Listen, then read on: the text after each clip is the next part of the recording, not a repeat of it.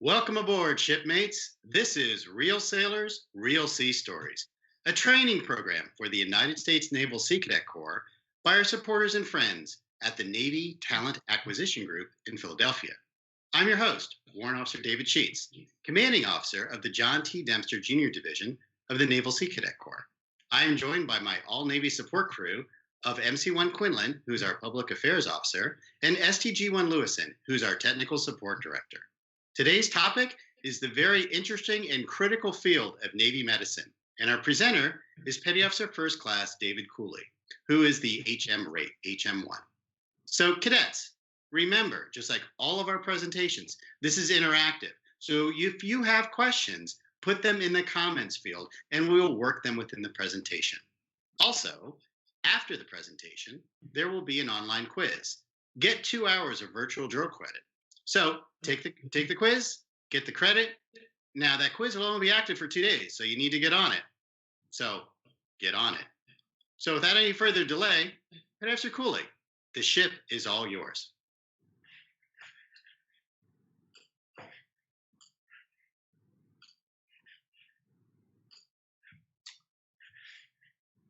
Great. Petty Officer Cooley, can you hear me? I can hear you. Can you hear me? Yes, I can. Carry on. All right. Good evening, everyone. Like Warren said, my name is Petty Officer First Class Cooley. I am a hospital corpsman. I've been in the Navy for 14 and a half years. It's been a heck of a ride. I'm going to be going through a few things, some highlights in my career, and some awesome things that some of the many awesome things about the HM rating, because in my opinion, and I'm sure others share the same, we are the best rating in the Navy and the most diverse. So I'm going to start off with my first slide of the presentation. This one is just to kind of introduce things. They call me Doc. The reason why I use that is because it's a term of endearment that the Marine Corps started to call us way back in the day. It's a sign of respect.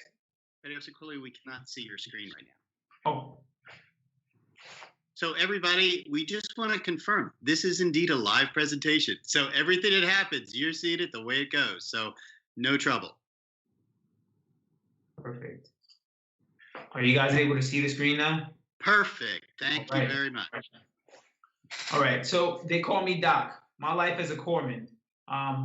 The term Doc is a term of endearment that was given to the hospital corpsman rating actually by the Navy, by the Marine Corps, because since the Marine Corps doesn't have their own medical, the hospital corpsmen provide that for them. And every step of the way in every war that's been fought, the hospital corpsman has been involved in one capacity or another, taking care of the brothers and sisters at arms.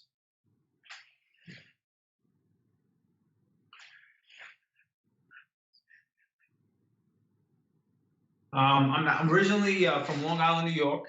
I actually joined the Navy from Birmingham, Alabama. However, we moved there when I was about 15 years old. So I lived there for a little bit over 3 years.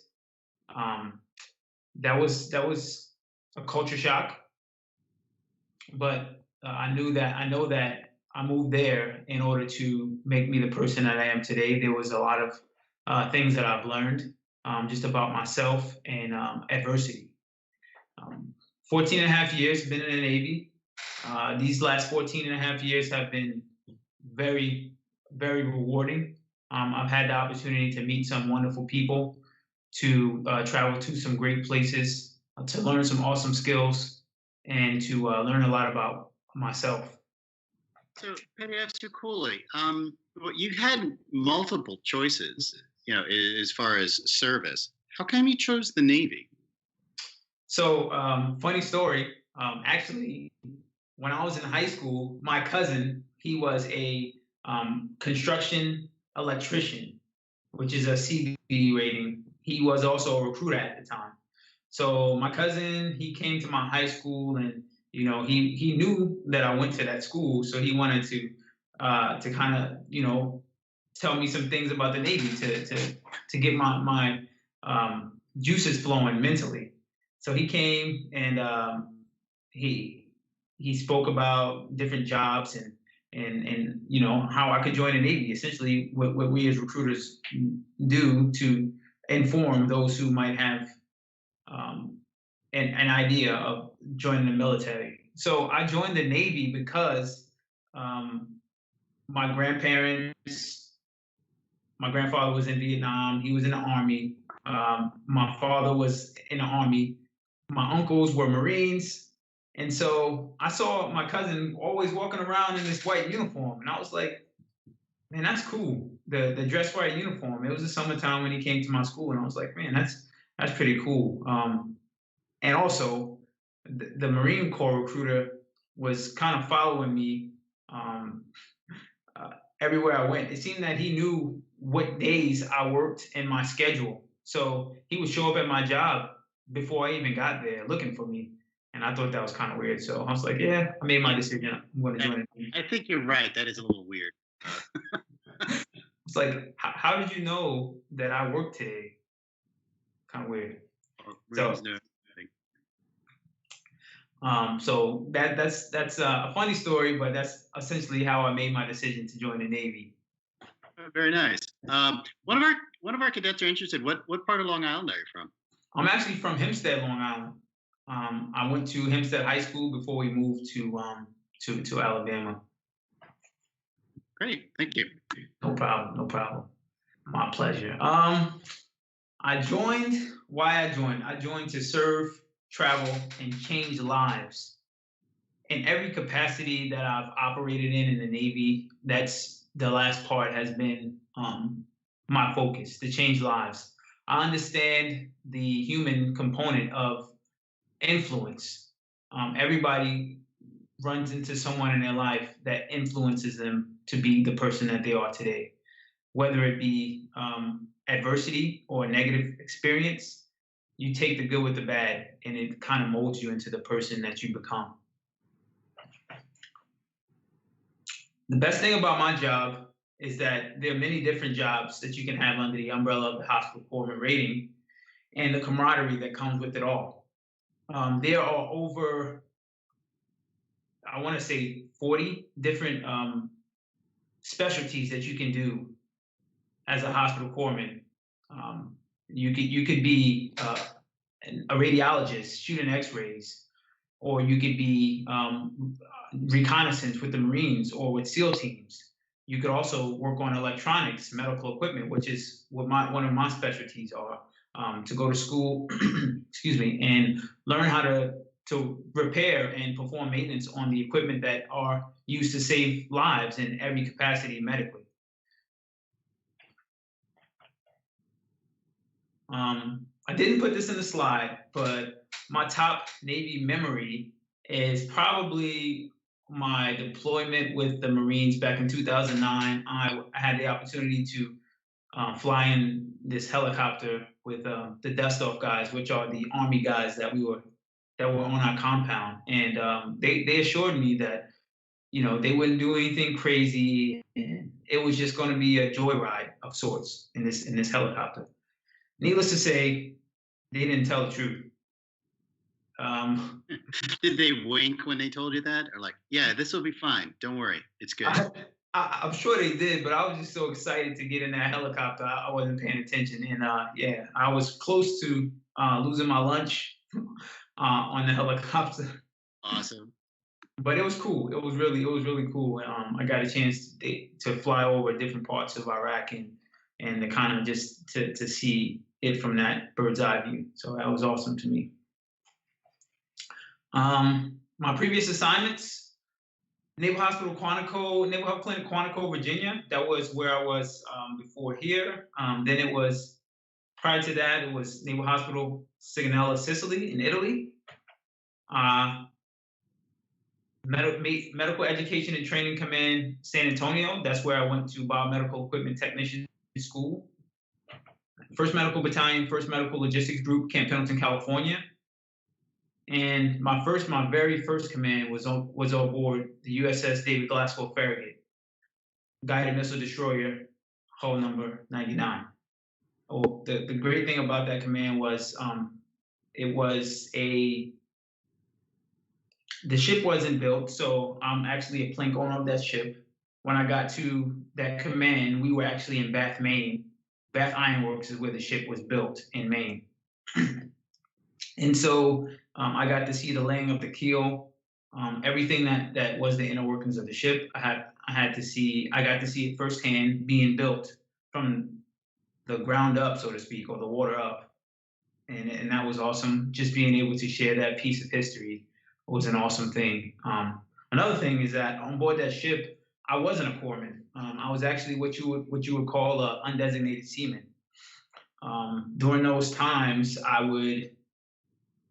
we worked very hard on the upkeep of the ship. We did everything from needle gunning to making non-skid, which is used on the ship to, hence its name, help people to keep their footing so that they're not falling all over the place while the ship is moving. We painted the anchor chain. We basically did everything from the outside of the skin of the ship to the inside of the spaces of the ship, anything that had to do with ship's maintenance. Lifelines, which we needed to use to keep people from falling over the side of the ship when there were heavy rolls and turns. So we maintained those, making sure that they were in good conditioning so that they would do their job as well. So you came in as an undesignated seaman. I don't know if you're going to be talking about this a little bit later, but where in one of the cadets was interested in this as well. Is that how did you choose in the medical field? Because we already talked about joining the Navy, right? Okay, so you're already in the Navy, right? So what made you think corpsman? So on board the ship, we have what's called general quarters, and that's basically if all crap hits the fan and the ship is under attack, or the ship is on fire, just all kind of things that could possibly happen to a naval vessel or vessel period. So you prepare like a fire team, pipe patching team, different things like that. Well, I was a part of what was called the stretcher bearers. Stretcher bearers were made up of hospital corpsmen along with other volunteers to help just in case there's mass casualty or if there's people who are getting hurt or things like that on board the ship.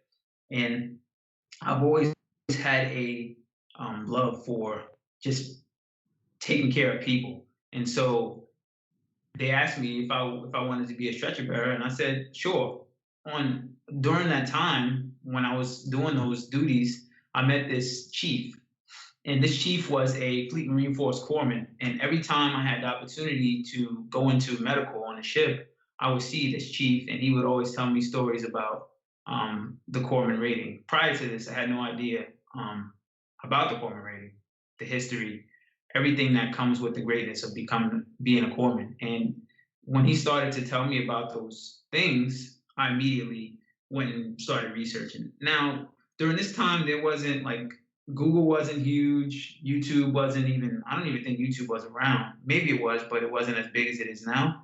So, I had to actually go and check out books. I had to kind of get firsthand accounts from people who had dealings with corpsmen.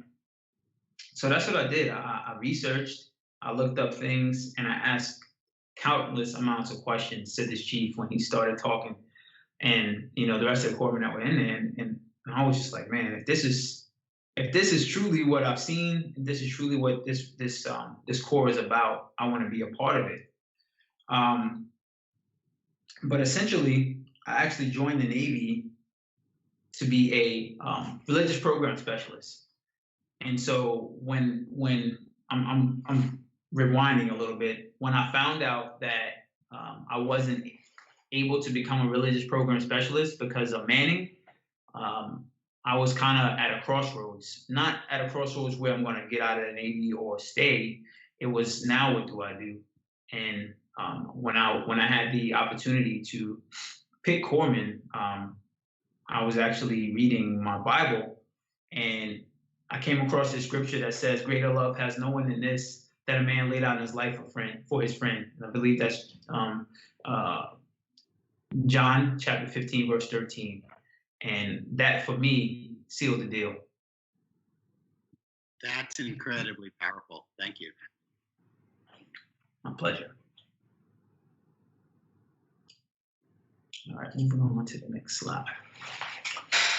All right, the history of the best rate in the Navy. I'm sure like other people outside of the corpsman rating would agree, but it's still an opinion because it's no way to prove it.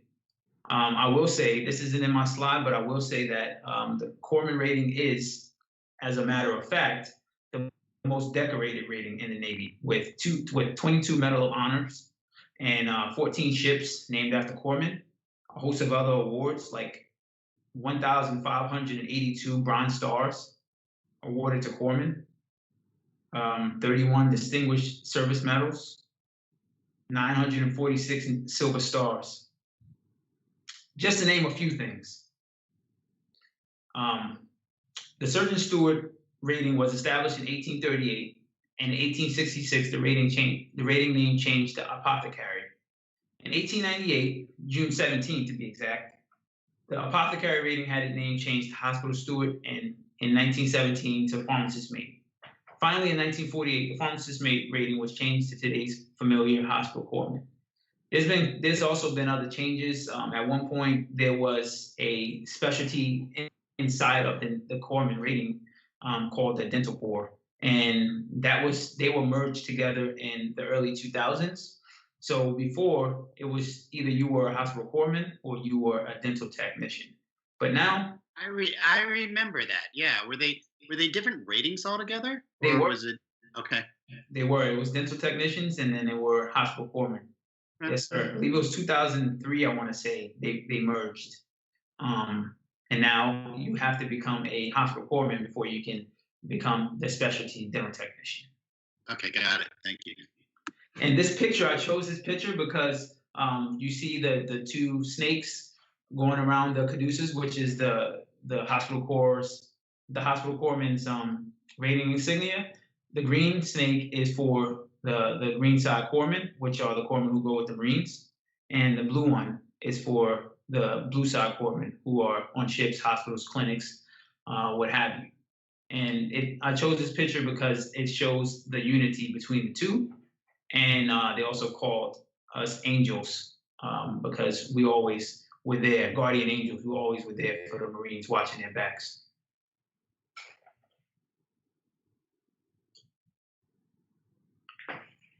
So I actually included some videos to kind of highlight some things that the hospital corpsman rating is known for. This first video will be showing just basically the day in the life of a corpsman, the different jobs you could do.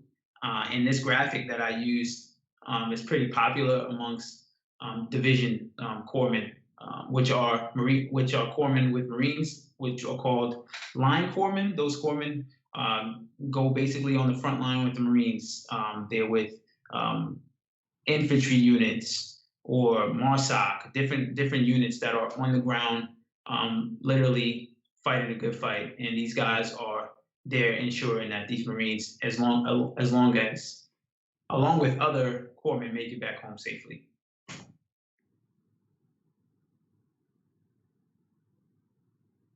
So this first video, it's going to show how casualties are transported via helo, as well as to get to hospitals and on the ground with Marines and other corpsmen as well.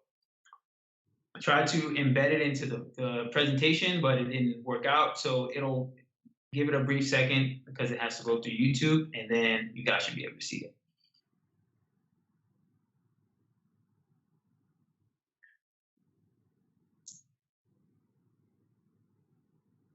I went up to Afghanistan, and you hear a gunshot wound in the head, and you think that person's DOA.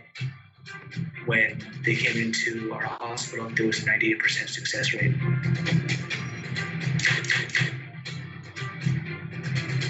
We as corpsmen crossed that line of medical assistant to nurse practitioner to doctor, and everything in between, and bring it all into one very big hat. There are many different specialties within hospital corpsman rates, which include dental technicians, radiology technicians, pharmacy technicians, behavioral health techs. You have physical therapists like myself. The capabilities are exactly the same as a private practice. In the military, there's no competition for economics, so we can give them the best care that they deserve. I wanted to join the Navy to be something better than I am and do something great with my life. I went to my corpsman school, and then I went to surgical tech school. They specialize and then they get stationed at their first command. And I've gotten my associates within 2 years, and I'm working on my bachelor's, and I don't think I would have had those opportunities. Not only do we get to do medicine, which is what I initially joined the Navy to do, but we also get to propel out of a helicopter. So I mean, you can't really beat that. The most rewarding part of my job is having that sailor look at me and say thank you.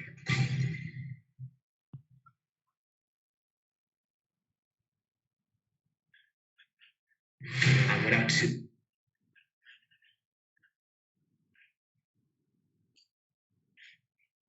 So that was just the kind of a highlight of some things that the hospital corpsman rating are known for. Like I alluded to before, just the excitement and adventures that we have the capabilities of doing. And one thing that wasn't in that video was he spoke about the propelling out of helicopters and what have you, but there's also search and rescue corpsmen, recon corpsmen who actually go with MARSOC, which is Marine Special Operations Command, and they get to do cool things like that as well. The SEALs also have corpsmen attached to their units as well. So if you're attached to those units, I would assume that there's a significant amount of training, like the physical aspect and qualifications you have to do in addition to your skills as a corpsman. That is correct. Yes, sir. Yes, sir. That is correct. So one thing that I always prided myself in is that I guess I can't say pride myself in, but I would always compete against Marines, because Marines, they have what's called the CFT, combat fitness test, or the PFT, physical fitness test. So the physical fitness test is a 3-mile run and pull-ups and sit-ups timed. So my goal would always be to beat those Marines. The reason why is because if they saw me doing these things, pushing myself to the limits, then they would respect me and believe that I will be able to take care of them in battle. And that respect is something that is earned, and it's something that you never lose with those Marines. To this day, my Marines, if I call them and ask them for anything and tell them that I need them, they'll be there for me, and vice versa. That camaraderie, that feeling of knowing that someone's going to be there, they always have your six, which is having your back, is something that's greater than anything to me. Alongside that, the combat fitness test is essentially the name. You do you do buddy drag, you do buddy crawl, you throw a imaginary grenade. These are all things that you'd have to possibly do in battle.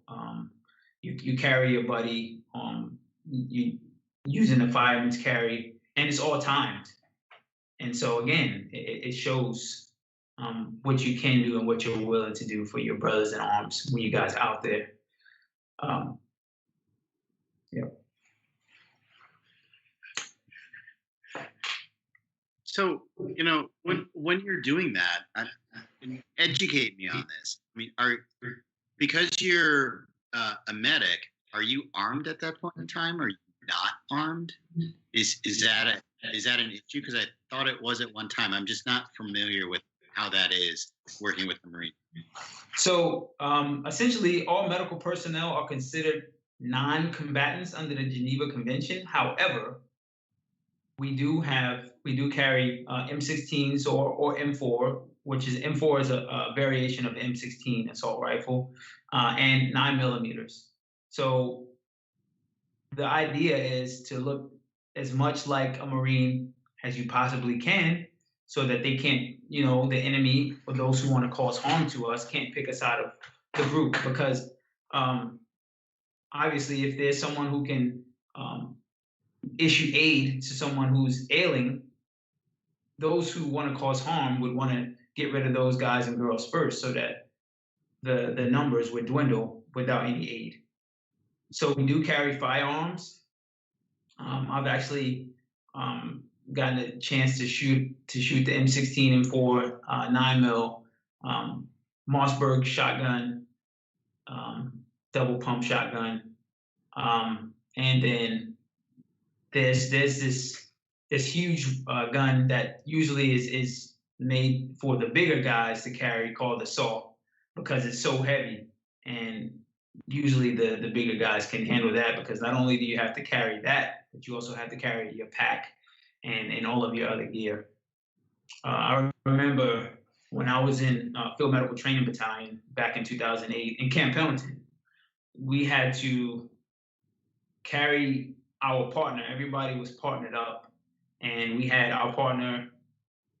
I think I weighed about 165 pounds back then, and my partner was 185 pounds. But we had to carry our buddy the length of a mile and a half with our packs on to safety. So we weren't walking; we were running with them for a mile and a half. It was hot. We had mop gear on. We were in full mop gear, so we had the boots, the gloves, jacket, pants, gas mask, hood, all of this. In California in the summertime, it was over 100 degrees. But just to think that this is your buddy's life, you're carrying this guy or girl with you to safety. And if you stop, if you quit, if you fall down or anything like that, they may not live, they may not make it back home. So even though that was training, I remember thinking that the whole time. And by the time I arrived to the landing zone, the LZ, which is where the helo would come pick up the patient to take them to the next echelon of care, I was drenched in sweat. It felt like, and it looked like, I had just got out of a swimming pool. But I made it there, and my buddy was alive. He lived. So if you go back to your experience on the Farragut, right, when you were first learning about the corpsman rate, did they talk about anything like this, or was this like a totally new experience for you? Like this wasn't covered, and you just jumped into it and did your best? No, it was covered. It was covered. The chief, and I can't remember the chief's name, but he was telling me stories about how quickly you had to be to put on tourniquets, and how he had to drag his buddies, and what to expect. But again, this was the military is constantly changing, but just that idea of having to be there in a moment's notice and potentially lay your own life down, like I alluded to before, for your buddy. And it, to me, that experience, just knowing that I had the opportunity to make sure someone else got back home safe to their families, it drove me as well. So from that moment forward, when I had those conversations with the chief, I began to prepare my mind and my body to be able to do those things. But the mind is very tricky, because even in those moments, you have doubts, and you have the feeling that, what if I don't make it? And you just can't allow yourself to think that, just because it drains you, and you have to be at 100% the whole time. And what I found is that if you're focused on what you're doing, that your training will take over. And when everything is all said and done, you'll look back and think to yourself, like, wow, that could have went another way, but we did a lot of things in training to allow us to get to that point, to the point where we were able to do it even without thinking. And that's a testament to what I was learning early as a stretcher bearer on the Farragut, even fast forward into what I learned in Field Medical Training Battalion. So, I mean, cadets, I hope you're getting some of this, because they're over the summer, not this summer, sadly, but there are Sea Cadet field medical training activities, and I want you to keep in mind how physical it is, right? It's more than just basic textbook first aid. It's you're out there in the field. So as Petty Officer Cooley was talking about, the physical exertion in order to do that, and then obviously the motivation. You got to let you're there to have your buddy live, right? You can't you can't let them down, right? So that's if nothing else motivates you in this world, that absolutely should. So that's really impressive. I'm really impressed with that. Thank you, sir. One of our cadets is asking a question about carrying injured personnel out in the field, right? So we kind of go through just your basic fireman's carry. Is there any particular techniques that you use in that scenario? I mean, it's got to be more than just throwing somebody over your shoulder, having like pistols in each hand and running through like it's some sort of movie, right? There has to be something more to it. So it definitely is. If you're going to use a fireman's carry, it's got to be something where you have to like go really quickly, because if you're using the buddy drag, then you can't move as quickly as you would with the fireman's carry. So what we normally do is we have if the patient is lying on their back, if they're not, we roll them over. We try to pull their legs or their feet together, step on their feet, the toes of their boots with your dominant foot. You grab the outside arm. If it's usually the left arm. You grab that outside arm.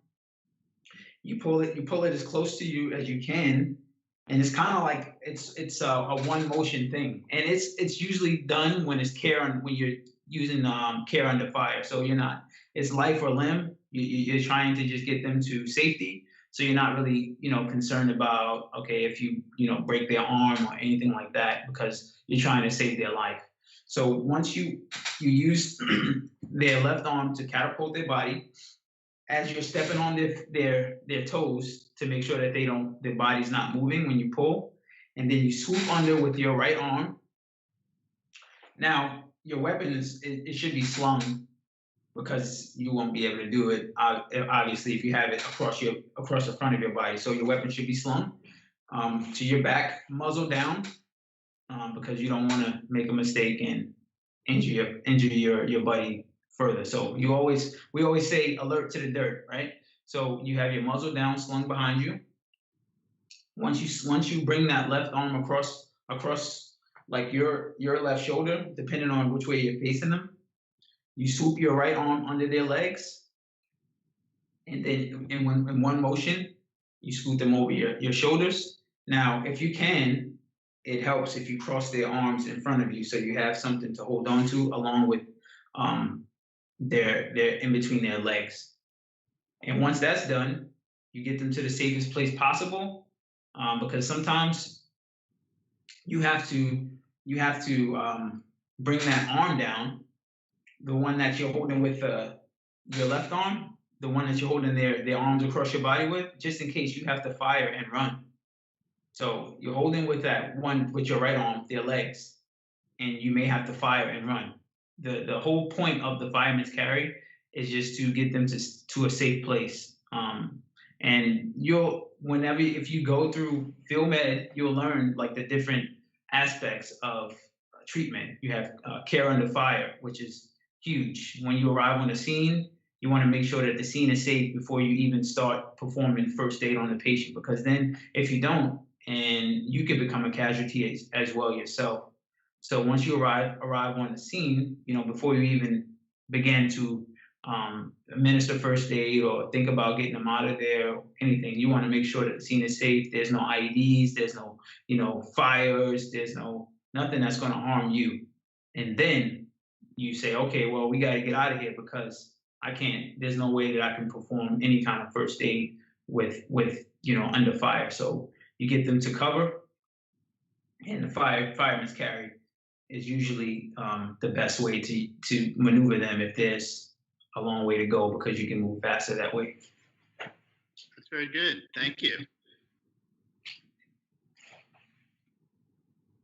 All right. This next slide is going to be a video about the other asset to the hospital corps, which is hospital ships. Now, these ships are just what they're called. They're floating hospitals. They have beds, they have operating rooms, they have dental, they have, you name it. They have labor and delivery. They have all sorts of things that you could do to care for patients just as if you were in a brick and mortar hospital, except this one floats.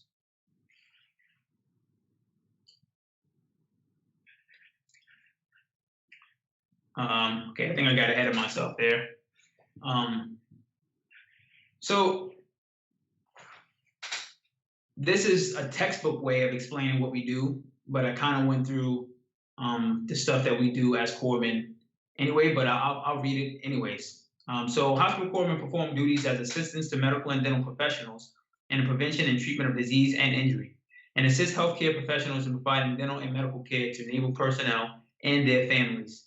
They may function as clinical or specialty technicians, medical administrative personnel, and healthcare providers at medical treatment facilities, aka MTFs. I just wanted to throw that out there just in case I use that acronym in the future. They also serve as battlefield corpsmen with the Marine Corps, rendering emergency medical treatment to include initial treatment in a combat environment.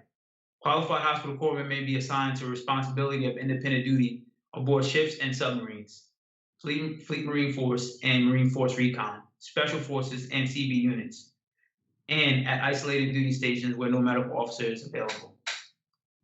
So, Petty Officer Cooley, what does that mean by independent duty aboard ships and submarines? Are you like the medical person? You're it. That's correct. You're it. Even if you're not a qualified doctor or you're not certified, board certified, you have the skills to do that. So they actually have a specialty called independent duty corpsmen, or IDCs, which usually are on board those submarines. So they act as doctors. They prescribe medication, they do surgeries, you name it.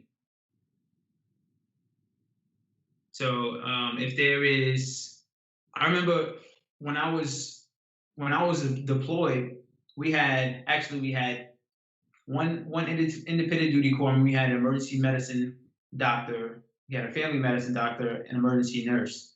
However, there were times where the emergency doc was actually at the shock trauma platoon, which is the mobile emergency room that we set up out there in Iraq. We were at the flight line picking up a patient, and they called in and said, "We have 5 inbound patients." When we got there was 8. There was, some gunshot wounds. There was some lacerations, things like that, or what have you. But the emergency doc the flight line and the STP were like a mile away from where we were.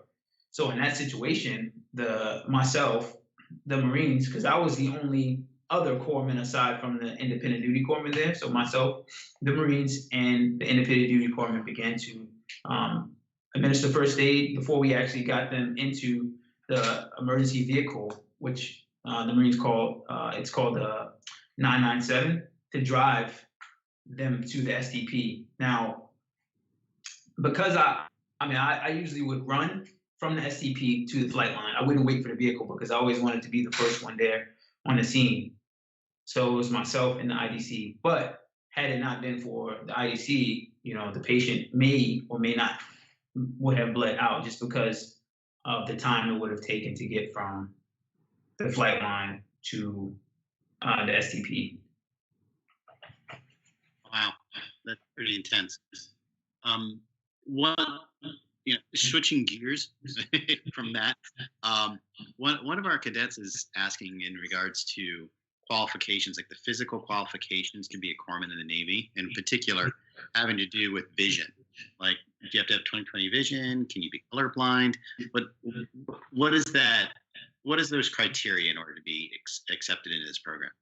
So it all depends. As far as like your vision goes, it all depends on what job you're gonna, what NEC. Like, you could be a corpsman and not have perfect vision, but I know that there are specifics to it. I don't have the textbook answer, but you, like, say for instance, for my job, I'm a biomedical equipment technician, so you have to be color proficient, not color deficient, because if you are not, you won't be able to tell the difference between a red wire, blue wire, green wire, and those could possibly be life-threatening to you or the patient if you're working on a piece of equipment and it's not functioning properly. And other like if you wanted to be, because they're actually corpsmen with EOD, explosives.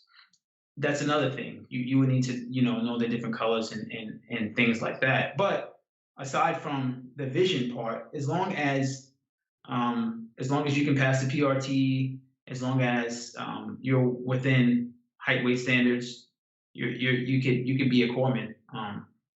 Aside from like the ASVAB and things like that. Okay, great. Thank you. My pleasure.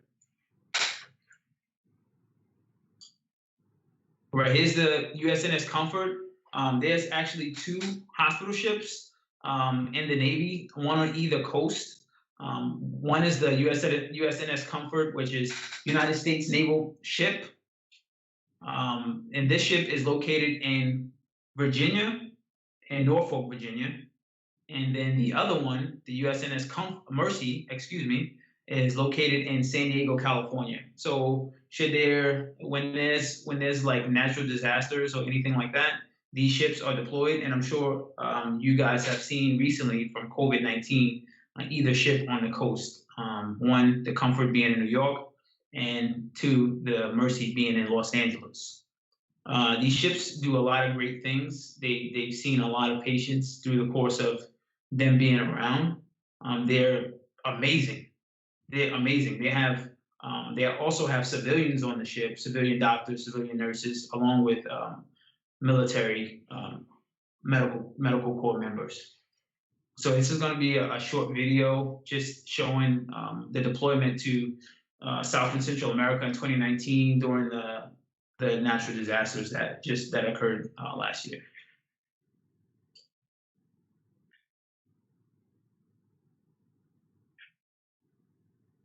These declassified documents reveal the extent to which the FBI views the FISA spy warrant system. I don't know if you remember, but back in the spring of 2016, the FBI was in a rush to set up surveillance and trouble.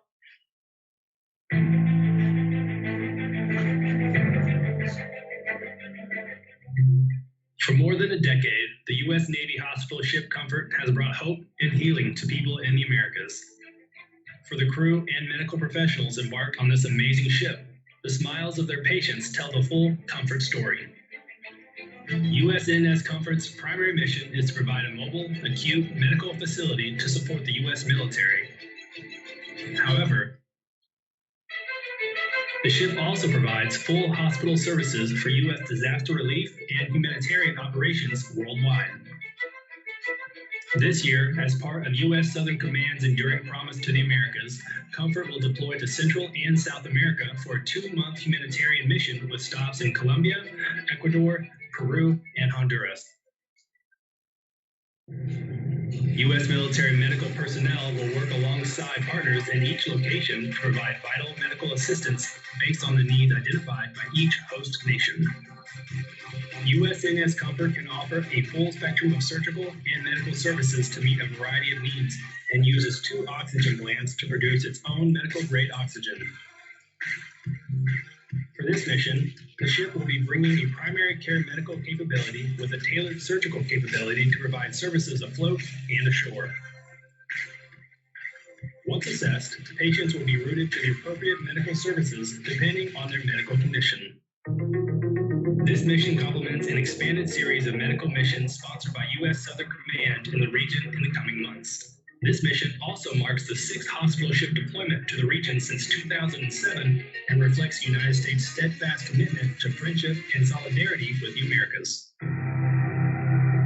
According to U.S. Navy Admiral Kurt Tidd, commander of U.S. Southern Command, this humanitarian effort is a symbol of what can be accomplished when partners work together to help people in need. This mission focuses on the people being assisted, on our partner nations, and on the region we're supporting together. Our neighbors clearly want closer relations with us, and we will work with them to realize our shared vision for the region. USNS Comfort, an enduring promise, and a partnership in care for the Americas.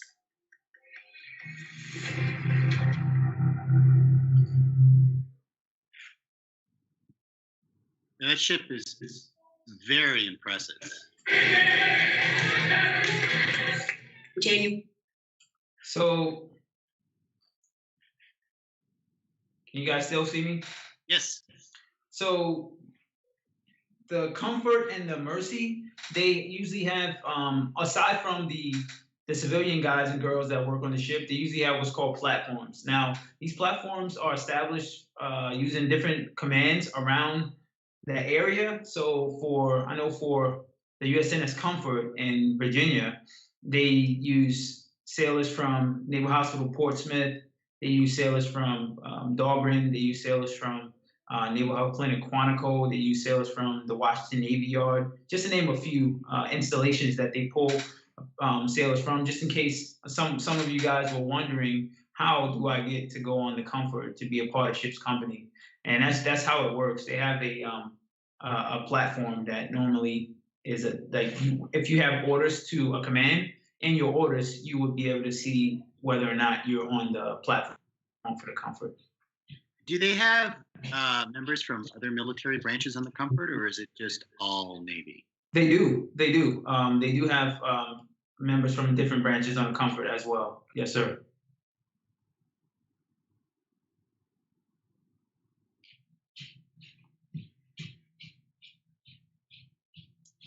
All right. So when I was talking about, I believe I touched on the different types of specialties that you can have as a hospital corpsman.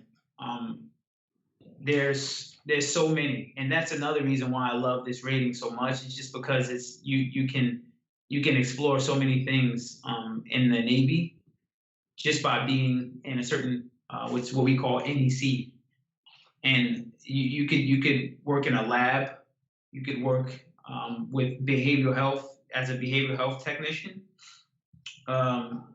You can work on X-ray units. You can shoot X-rays. You can be with the preventive medicine department, working with different diseases and preventing them, mosquitoes, how they affect the community, even like restaurants. So preventive medicine technicians, they work at like restaurants on base. They go there and they do food inspections and things like that, sort of like how the food inspectors do in the civilian world. For myself, I am a biomedical equipment technician. I've been a biomedical equipment technician since 2011. That field is very small, but what we do is everything. It's electronics heavy. So if you like fixing things and you like electronics, biomed it might be the NEC for you. It might be the specialty for you. And just to know that patients can't be helped without the equipment that we are maintaining and repairing when it's broken. It just gives me a sense of fulfillment as well, just knowing that I'm contributing to the mission in that way. So I'm really surprised that that's part of the hospital corpsman. For some reason, I would think that would be like an electronics technician or something like that, because you have to know all of that theory, right? And in That's addition, so like you said, it's a very diverse rating. Yes, sir. Yes, sir. This school is actually 18 months long. Depending on how well you do in school, I'll say that. When I went to school, it was a very difficult thing for me to accomplish, just because I've never been the best at math, and it's a lot of formulas, it's a lot of numbers, it's a lot of equations to remember, and most of the time when you're taking the written exams, there's nine formulas total, and you have to remember 6 of them while you're taking the exam. During this training, during the time that you're there, you take in each class, so it's 15 courses throughout the course, and in each class, it's 17 days. So 9 days you'll be in a classroom setting taking written tests and doing lectures, and then the other 8 days, the other 8 days, you'll be working on medical equipment. So the first 9 days, you do your lecture, you do your written exams, and then as long as you make it to the next phase, which is the mechanical equipment stuff, then you'll be able to actually work on the equipment, see different types of bugs, different issues with the equipment, and then later on you'll be tested on that at the end of that particular course. So that was the best part of that course to me, was actually getting my hands on the equipment and working inside of it, and just seeing like all of the outstanding things that the medical equipment in the medical field has created. It's like you have a piece of equipment that can work to keep a baby warm, and it knows exactly the ambient temperature inside and outside. So it's not, for lack of a better word, cooking the baby. Now, if the wires are crossed or a circuit is bad inside there, one of the chips go bad in there, it could actually do that. So knowing it could actually cook the baby because the bypass has been killed, and it doesn't click. It's sort of like in your house where you have an air conditioner or your heater, where you set it to a certain temperature and you expect it to go, expect the heat to come on. If you set it to 75 and your house gets down to 69 degrees, it's supposed to kick on to get back up to 75. Now, if that doesn't happen, then you're like, man, what's going on? How come my house is so cold? Vice versa. If that bypass doesn't work, then the baby could lose its life. And so just knowing that, it's a very meticulous career path. It's a very meticulous specialty. Attention to detail is a must.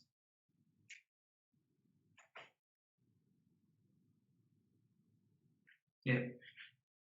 I don't know if we have any questions on that. No, but it's pretty impressive, I'll tell you that. All right, so I'm gonna go to this next video. It's also on one of the hospital ships. This guy who's actually in this video was in school with me a couple of classes ahead when I was in biomed school. So it was cool for me just to be able to see him in this video doing what we do.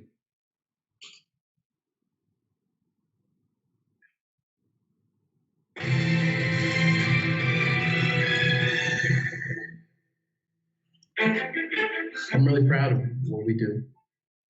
As a biomed tech, we basically do the preventive maintenance on all medical equipment. We're here to make sure that the equipment is functioning and maintained properly so that the doctors and nurses are able to do their job. It's very important what we're doing out here. Hopefully we'll instill faith and hope that, the Navy is doing what we can to help everybody in this area. I'm proud to be a part of Mercy's mission.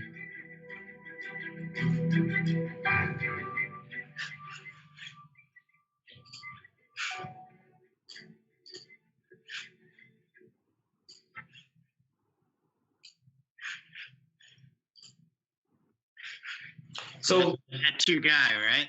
That's him? That is. All right. I have to see what's around.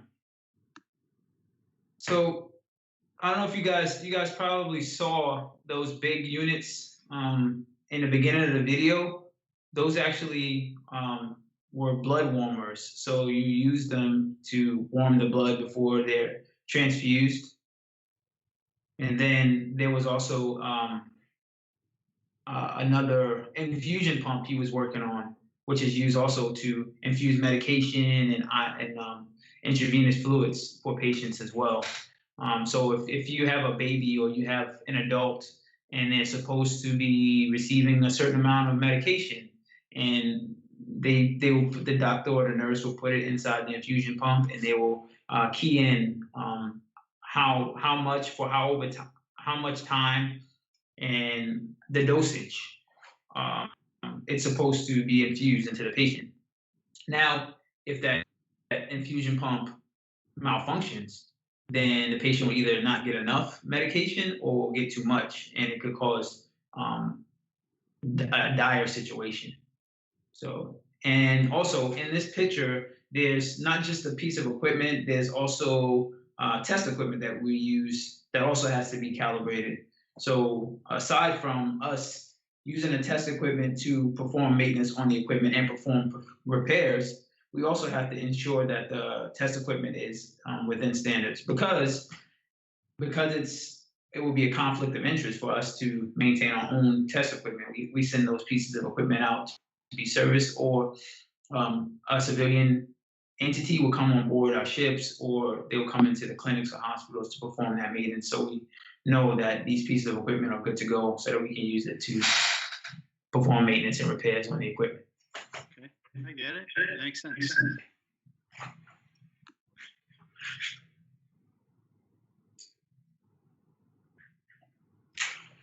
All right, this next slide is one of two slides that kind of shows my journey, a little bit of the journey through the Navy. The photo in the top middle, it's actually myself doing a retirement ceremony for a medical service corps officer. In that picture, I'm not wearing my uniform, I'm actually wearing his uniform. And that uniform was called the dungaree uniform. Those pants are bell bottoms, and the shirt in the uniform itself, there was a later version of it called utilities, where the pants weren't bell bottoms, but the shirt and the pants were still the same color. That brought me so much joy just to be even asked to do that, just because for one, I wasn't around the Navy when they were wearing that uniform, and I thought it was an honor for him to even ask me. In that ceremony, he handpicked each person to wear every uniform that he wore during his time in the Navy, during his 26 years in the Navy. So it was pretty awesome. To my left in that picture is myself, and those guys that are with me are all corpsmen. The guys carrying the weapons, everybody in that picture is a corpsman. That was right before we went on deployment. We were doing some training in what's called Mount Town. It's an urban setting where you kind of get used to being out in urban settings in Iraq and Afghanistan. And that shack behind is one of the houses that we used for training, for like entering buildings and things like that. To the bottom of that picture, that's me at a hospital corpsman birthday ball. So June 17th, 1898 was when the hospital corpsman rating was quote unquote born. So every year on June 17th, we have a celebration. That's a great thing to look forward to. Another thing to take pride in, because we get together, we have a good time. We all dress up and bring our spouses, and you know, they get to dress up, and we just enjoy one another, and just think about those who have gone before us. We have a POW table. We have the whole ceremony, and we just commemorate those times of the rich history of the hospital corpsman rating. In the bottom middle, that's when I was in Iraq, and but there's I guess warfare devices. One of them is the Fleet Marine Force warfare device, which is something that if you're attached to a Marine unit, you would be expected to get during the 18 months while you're there. So within 18 months, you'll be expected to retrieve that warfare device. Now, during the time where you're getting that warfare device, you'll be expected to do land navigation. You'll have to know the M4 rifle, the 9mm service pistol, and also the radio that we use to communicate 9 lines whenever there's casualties over. So you'd have to know how to take apart the radio, put it back together, how it functions, all of the knobs, the bells and whistles, everything. The 9mm, same. You'd have to know how to take it apart, put it back together, know all of the parts, how to make it run, how to make it shoot, how to clean it, everything, the ins and outs. The same with the M4, M16 service rifle. And then land navigation. I tell you what, land navigation was probably the hardest thing for me to do because I'm a city kid and I never really had any dealings in the forest or the jungle. So just learning how to use a compass and shoot azimuths and just finding points and different things like that. I had to rely on my team, and we together we got it done. Funny story about that. I was actually in Field Medical Training Battalion. We were doing land nav, and in California they have rattlesnakes, right? So I had never heard what a rattlesnake sounded like. So I'm going through we're going through the brush and everything, and like I heard it sounded like a baby rattle, right? Like a baby shaking a rattle. So we had heard in our training, like, hey, be careful out there because there are rattlesnakes. But it's not like they showed a video or they had, so that we know exactly what it sounds like. But when I heard that sound, I knew exactly what it was. And I knew that we needed to. Job training, huh? Oh, it's trial by fire. No kidding. I said, I stopped everybody because I was in the front of our little platoon. And I was like, wait, listen. And we stopped and we listened. And I was like, I think that's a rattlesnake. So we need to find an alternate route to get to this point. And so from that point on, I heard and saw rattlesnakes all the time. But because I knew what they sounded like, and I knew to stay away from them because there had been a few moving like down the line. There had been a few of my buddies or Marines that had come in with snake bites because rattlesnakes are all over the place in California where we were. So if you guys do get a chance to go to Field Medical Training Battalion during the summer, just be aware of those and coyotes and mountain lions. Final picture on this slide to my right is I was on a color guard and we had just performed a ceremony, and one of the guys in the color guard was like, hey, let's do. I think it was actually after the cake cutting ceremony for the hospital corpsman birthday. Excuse me, but this was in Italy, in Sicily, where I was stationed, and that was also cool because we got to interact with the Italian military there as well. Very nice.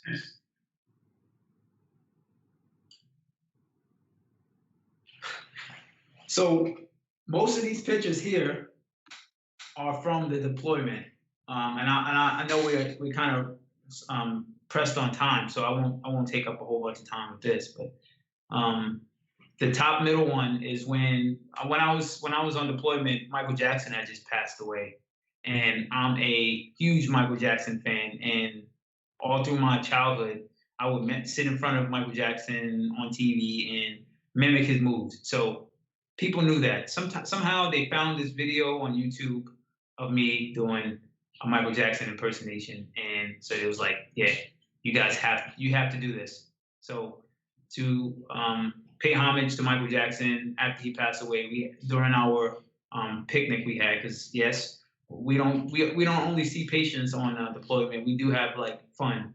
So we had a barbecue that day, and I performed during that barbecue.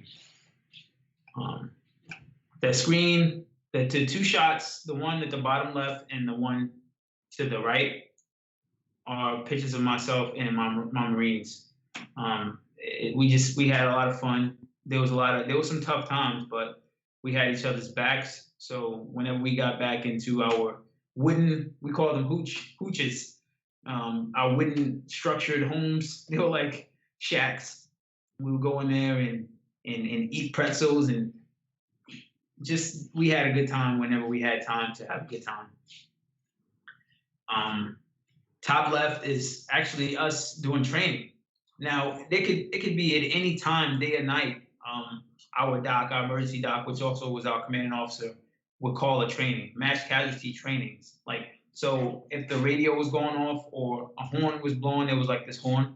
If you were asleep and it was 2 a.m. in the morning, this is actually one of those mornings. It was like 2 in the morning, and the radio was going off, and everybody had to leave, get up, and go man the SDP and set up.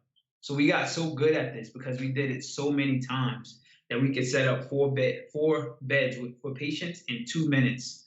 That's for IVs, that's for blood samples, that's for blood draws, that's with X-ray, that's with all of the bells and whistles. We could set up 4 beds in 2 minutes. Now we also had 2 teams, so it made it better. But the training that I got from that, it was also trial by fire because as a corpsman, that was actually my first, aside from training, that was actually my first taste of what patient care looked like. And I got introduced to it through combat medicine. And it was awesome. The final picture at the bottom is myself and a couple of my classmates from biomed school after graduation. So the guy on the right, as we're looking at it, doesn't look Navy to me. He's in the Army. I forgot. I did forget to mention that. The biomedical community is it's a joint. So we have Air Force, we have Navy, we have Army, and we all are in the same classrooms. The difference is that they only go through the basic course with us, which is a year long. So 12 months. We're with the Air Force, Army, in these classrooms. Now, just to give you you guys a snapshot, like my class started out with 22 students, and by the time graduation came, there was only 10 because of the attrition rate. It's so tough. It's so fast paced. When I was there, we took 7 written tests one day. And so the way that it works is you have a lecture. The lecture could be anywhere from 10, 15 minutes to an hour. You get 10 minutes to study, and then you take the written test. And then you go back to lecture, and you do it all again. Wow, that's pretty intense. Yes, sir. Yes, sir. But we made it. We all made it through. All of the Navy guys made it through together. Of course. A lot of the guys and girls who didn't make it, unfortunately, were Army or Air Force. And the downside about the Air Force is that in this particular program, if you don't make it through school, you don't get reclassed. That means you don't get an opportunity to pick another job. If you don't make it through that school, then at least at the time when I was going through, they sent it's pretty much done. Like they send the Air Force home. You get a salute and goodbye. You go back to where you were before you joined the Air Force. Okay, interesting. So study hard. Study hard and don't just rely on yourself. It's a team effort. Seek help, and that's in everything that you do. Like if you know that you're having difficulty with someone, I'm sure that there's a buddy, somebody that you work with that is grasping the material better than you. So don't be too prideful to ask for help. That's great. So, Petty Officer Cooley, do you have any final words for our cadets? This is kind of an ethos that I live by. If anybody tells you can't do something, work hard, work even harder, and try your best to do it even more. Right. And never, like I was just saying earlier, you're not in a fight by yourself. So always lean on your brothers and sisters when you feel like you're weak. Excellent. Good advice. Because we all need each other. That's for sure. And everybody needs a hospital corpsman. Because as you said, it's the best rate in the Navy. I may have to debate you on this, but I don't have a lot to stand on. It's pretty impressive. So thank you for giving me the tour and everybody else. Well done. It's been my pleasure, sir. So cadets, just to wrap this up, again, I do want to thank Petty Officer Cooley for his time and giving us this great presentation. It really has been an eye-opener for me, particularly because I did not know the diversity in opportunities and skills with hospital corpsmen, because my experience has been more on the clinical side, on the aviation side. But working with the Marines, working with the equipment, all that, there's a lot going on here. And in particular, the Mercy has made, and the Comfort has made a lot of news recently with the COVID-19 support. So, I mean, the Navy's there for not just for each other and for the Marines, but for all of us. So, that's really a great thing. So, again, Petty Officer Cooley, thank you for all your brothers and sisters in the hospital corpsman rate. Well done. Well done. So, cadets, do us a favor. If you appreciate this presentation, do the online quiz, okay? So do the online quiz. It's only going to be active for 2 days. Everything that you've witnessed in this presentation, for the most part, is in that quiz. If not, use Google. You can figure it out. You're smart folks. Also, if you like the presentation, give us a thumbs up. Always appreciate that. And with that, we're going to wrap up this episode of Real Sailors and Real Sea Stories. Thanks a lot, everybody. See you next episode. Take care.